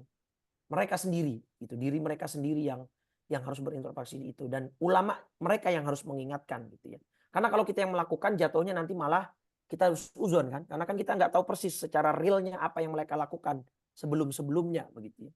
Atau kita tidak tahu persis apa yang ada di dalam benak dan hati pikiran mereka. Apakah mereka merasa sombong, merasa berhak atas pertolongan Allah. Ini juga bisa kita kaitkan tuh Bu dengan konteks tema kajian kita. Apakah mereka dengan keberadaan Masjidil Aqsa terus merasa Allah harus menolong mereka itu kan? Itu kan perasaan hati yang akhirnya timbul bisa jadi kesombongan gitu, kezaliman. Itu mereka sendiri yang harus introspeksi gitu. Kita kan nggak tahu gitu hati mereka. Sama kayak tadi sahabat, apakah dengan keberadaan Nabi, dengan keberadaan Rasul, mereka pasti selalu menang dalam peperangan? Kan nyatanya tidak. Padahal ada Rasulnya di situ. Gitu kan, ada nabinya. Apakah mereka kemudian ada perasaan dengan adanya Masjidil Aqsa, mereka pasti dan harus ditolong oleh Allah. Artinya mereka menempatkan diri sebagai tadi penjual dan pembeli.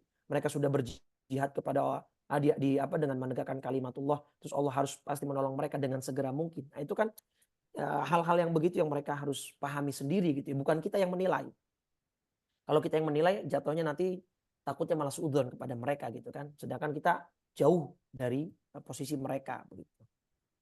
Nah, jadi penjelasannya untuk pertanyaan-pertanyaan, penjelasan kepada orang kafir di mana pertolongan Allah terhadap penzaliman. Tadi sama Bu jawabannya gitu ya. Jadi bukan berarti Allah harus langsung menolong, padahal kan tadi kan ayatnya jelas ya, ayat pertolongan Allah yang kita bahas tadi surat surat Ghafir ya, di surat Ghafir ayat 51, surat Muhammad ayat 7 ini kan pertolongan Allah, Allah pasti menolong. Tapi kan ingat tadi Al-Baqarah 40. Aufu bi'ahdi ufi bi'ahdikum. Penuhi dulu janjimu kepadaku, baru aku penuhi janjiku kepadamu. Nah pertanyaannya, apakah mereka rakyat Palestina sudah memenuhi janjinya kepada Allah? Lagi-lagi kita nggak tahu. Karena kita orang di luar, yang bisa kita lakukan kita doakan yang terbaik untuk mereka. Pemerintah sudah melakukan yang terbaik. Ya, Bu Retno Marsudi selaku Foreign Minister, Menteri Luar Negeri Indonesia sudah melakukan terbaik di sidang PBB. Beberapa kali beliau mendapat standing applause dari majelis PBB. Beberapa kali sidang sidang keamanan Dewan Keamanan PBB menyatakan harus di stop. Tapi lagi-lagi Amerika menggunakan hak vetonya. Sehingga terus genocide ini terus terjadi dan seterusnya. Nah, ini bagian dari proses saja. Saya hikmahnya juga bagi kita Bapak Ibu.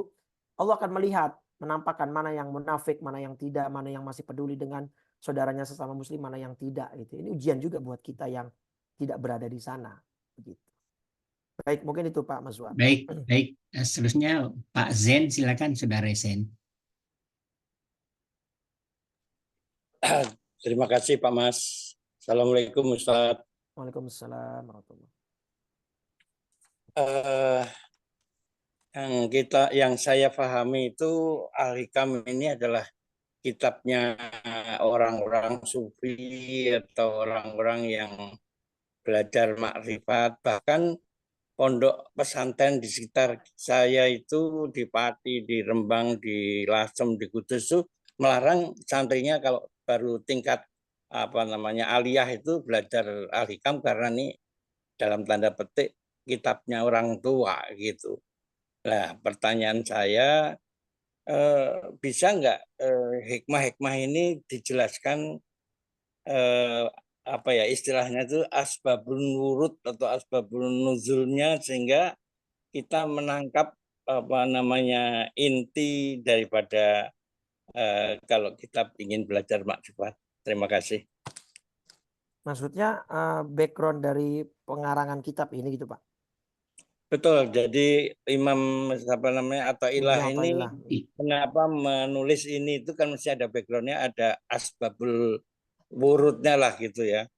Nah, sehingga kita paham, jadi backgroundnya itu memang beliau menulis ini untuk menasihati kita. Bahkan ada sebagian ulama yang katanya itu andai kata Quran nggak turun, ini pun cukup untuk sholat, itu bahkan berlebihan. Terima kasih. Ya, baik. Jadi begini, Ibnu Athaillah Sakandari itu memang sebelum beliau masuk ke dalam usia-usia yang stabil gitu ya, itu beliau memang ahli fikih Pak. Terkenalnya beliau itu sebagai ahli fikih dalam mazhab Maliki. Nah, jadi memang di dalam panduan pengajaran kita bahwa fikih dan tasawuf itu kan harus seimbang. Nah, fikih dan tasawuf itu harus seimbang. Ya. Nah, maka tadi betul ketika beberapa pondok pesantren tradisional kita itu melarang pembacaan kitab ini di tingkat aliyah karena mereka belum stabil, Pak. Mereka masih labil, mereka masih butuh untuk penggemblengan dalam masalah hukum. Karena gini, ada kalimat yang masyhur yang populer, man tasawwafa walam man tafaqqaha walam man tasawwafa walam yatafaqqah atau man tafaqqaha walam yatasawwaf.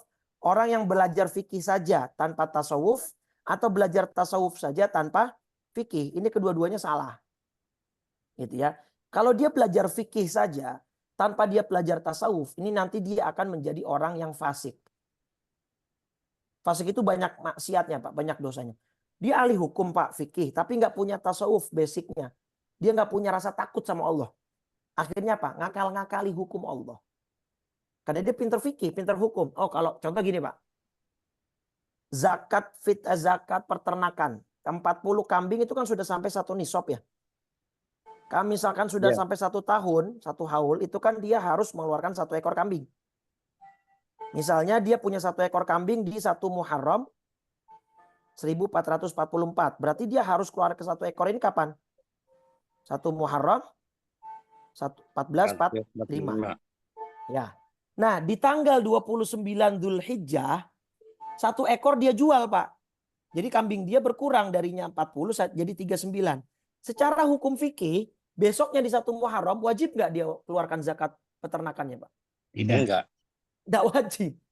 Nah, ini yang dia khawatirkan kalau orang belajar fikih saja tanpa ada tasawuf, dia nggak punya rasa takut sama Allah. Jadi hukum Allah diakal-akali aja, Pak, sama dia. Secara fikihnya benar, tapi kata ulama orang yang begini besok tetap akan dihukum sama Allah karena tala'ub biddin, mempermainkan agama namanya. Kalau bahasa guru saya, orang yang begini ntar masuk nerakanya dalam gentong, Pak. Jadi kalau dia protes, ya Allah, saya perasaan menjalankan semua hukum-hukum engkau, kok saya masuk neraka? Allah tinggal berucap balik gitu kan. Engkau nggak masuk neraka, engkau itu masuk ke gentong. Gitu. Cuma kebetulan gentongnya di dalam neraka. Diakali lagi gitu sama Allah. Nah itu bahayanya kalau orang hanya belajar fikih tanpa belajar tasawuf. Kebalikannya, kalau orang belajar tasawuf saja tanpa belajar fikih, itu akan menjadi zindik, Pak. Dan ini lebih bahaya. Kalau orang berlaku zindik, itu bisa menghalalkan yang Allah haramkan. Karena merasa, wow, saya ini orang yang dekat sekali dengan Allah, maka saya nggak perlu sholat lagi. Nah ini bahaya, Pak. Karena dia nggak belajar fikih, dia nggak belajar syariat. Maka keduanya ini harus seimbang antara fikih dan tasawuf. Nah itu kenapa kemudian Imam Ibnu Athaillah di umur-umur muda itu belajarnya fikih maliki. Beliau hebat dalam fikih, Pak. Nah kemudian di usia 35-40 tahun ke atas baru beliau berkecimpung dalam ilmu tasawuf yang akhirnya beliau mendapatkan hikmah itu dari Allah. Wahyu itu bukan wahyu ya. Ilham itu dari Allah. Jadi ya intinya itu untuk menasihati diri sendiri dan keluarga beliau. Dan murid-murid beliau pada masanya.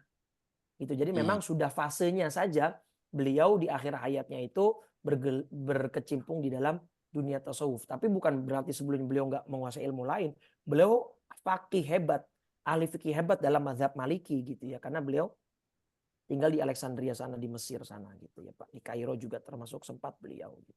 Jadi kedua ilmu ini harus kita imbangi. Nah anak-anak di aliyah itu, yang di pondok pesantren itu masih butuhnya fikih, Pak. Karena untuk satu mempertajam analisa fikir dia. Karena kan kalau fikir kan harus mikir, Pak. Belajar ilmu faraid, hitung-hitungan warisan, itu kan pakai otak. Mempelajari bahwa kalau begini harus begini, ayatnya apa dari itu kan pakai otak semua.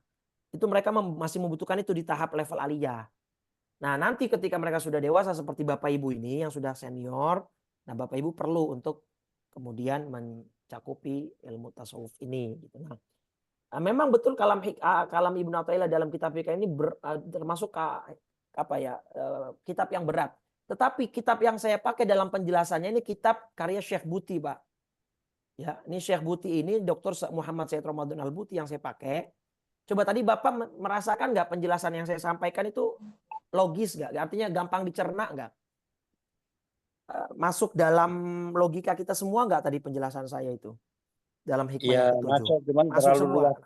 Iya, jadi memang kitab penjelasan hikam itu atau iya dari sepengetahuan yang saya baca itu yang paling bagus ini yang saya pakai ini yang dikarang oleh Dr. Muhammad Said Ramadan Al-Buti. Jadi beliau mencoba membawa kalam hikmah ini ke level yang mudah difahami oleh orang awam sekalipun. Gitu ya Pak ya. Baik. Baik. Terima kasih Ustaz. Ya. Ada lagi Bapak Ibu? Kalau nggak ada mungkin penutup. Ini Baik. Ustaz, ini judulnya kan dibukanya pintu makrifat. Maksudnya apa ini Ustaz? Kok judulnya itu? Dibukanya pintu ma'rifat. Salah berarti itu Pak Mazwar. Di Oh kitab salah yang ya? mana itu Pak Mazwar? Hikmah ke-7 bukan dibukanya pintu ma'rifat. Pintu ma'rifat nanti hikmah ke-8. 5 ke Hikmah 7. ke-8 itu dibukanya pintu ma'rifat. Kalau hikmah ke-7 ini itu tadi. Janganlah meragukan janji Allah. Judulnya itu kalau mau diberi judul. Oh salah ya. Ya kalau mau diberi judul hikmah ke-7 yang tadi kita bahas itu. Janganlah meragukan janji Allah. Jangan meragukan janji. Iya itu jangan meragukan janji Keliru Allah. Itu kitabnya hikmah ini. ke-7. Yang ke-8 malah ruh dari amal Enggak. adalah keikhlasan. Oh, salah itu. Ke-8 besok baru dibukanya pintu makrifat. Oh, baik, Iya. baik. Di bukunya berarti itu yang keliru mungkin. Iya, betul. Ya. Saya pakai buku ini, Ustaz. Ya. Kita tunggu yang ke-8 nih Ustaz Makrifat tentang Iya. adab dengan amal kita. Ya. Baik. Baik, Bapak Ibu sekalian, kita tutup acara kita pada pagi hari ini. Alhamdulillah, Masya Allah, luar biasa. Ilmu yang kita dapatkan pada pagi hari ini cukup mencerahkan dan cukup merasa ini kita bahwa yang kita buat selama ini walaupun banyak apa semua belum apa-apanya dengan apa yang diberikan Allah pada kita. Baik Ustaz, kita tutup acara kita dengan kita berdoa bersama. Silakan Ustaz. Alhamdulillahirrahmanirrahim. Kajiannya telah selesai. Mudah-mudahan apa yang kita bahas pada hari ini dan terutama di 10 pertama Dzulhijjah ini mendapatkan pahala yang berlipat sesuai yang dijanjikan oleh Rasulullah SAW. Kita tutup dengan 3 kali. Sempat beli ya? Oh, sempat. Oh ya, udah taruh di piring sekalian. Taruh aja. Ya, alhamdulillah. Oh, mikrofon saya masih terkunci tadi, Pak ya? Ya, udah saya buka ini. Salah pencet. Iya, baik. Alhamdulillah, mudah-mudahan kita mendapatkan ganjaran pahala yang berlipat dari sisi Allah. Terutama kajian kita ini berada di 10 pertama bulan Dzulhijjah. Mudah-mudahan kita mendapatkan ampunan dari Allah Subhanahu wa taala dan rahmat Allah turun kepada kita dan seluruh member atau seluruh jamaah Husnul Khotimah. Kita tutup dengan 3 kali kalimat tauhid dan doa kafaratul majlis. Afdalu ma qultuhu ana wan nabiyuna min qabli la ilaha illallah la ilaha illallah la ilaha illallah Muhammadur Rasulullah sallallahu alaihi wasallam kalimatu haqqin 'alaiha nahya 'alaiha namut wa biha nub'atsu insyaallah ta'ala minal aminin. Allahumma ati nufusana taqwaha wa zakkiha anta khairu man zakkaha anta waliyuha wa maulaha birahmatika ya arhamar rahimin. Allahumma inna nas'aluka imanan da'ima wa nas'aluka yaqinan sadiqa wa nas'aluka ilman nafi'a wa nas'aluka amalan salihan mutaqabbala wa nas'aluka rizqan halalan wasi'an thayyiban mubaraka wa nas'aluka al-'afwa wal 'afiyah wa nas'aluka tamamal 'afiyah wa nas'aluka syukra 'alal 'afiyah wa nas'aluka al-ghina 'anil nas rabbana la tuzigh qulubana ba'da idh hadaitana wa hab lana min ladunka rahmah innaka antal wahhab ya muqallibal qulub tsabbit qulubana 'ala dinika wa ta'atik rabbana atina fid dunya hasanah wa fil akhirati hasanah wa qina adzaban nar. Wassallallahu ala sayyidina Muhammadin wa ala alihi washabbihi wasallam walhamdulillahi rabbil alamin. Subhanakallahumma wa bihamdika asyhadu an la ilaha illa anta astaghfiruka wa atubu ilaik. Kurang lebih dari saya mohon maaf Pak Mazwar dan Bapak Ibu semua. Saya undur diri. Walafu minkum. Wassalamualaikum warahmatullahi wabarakatuh.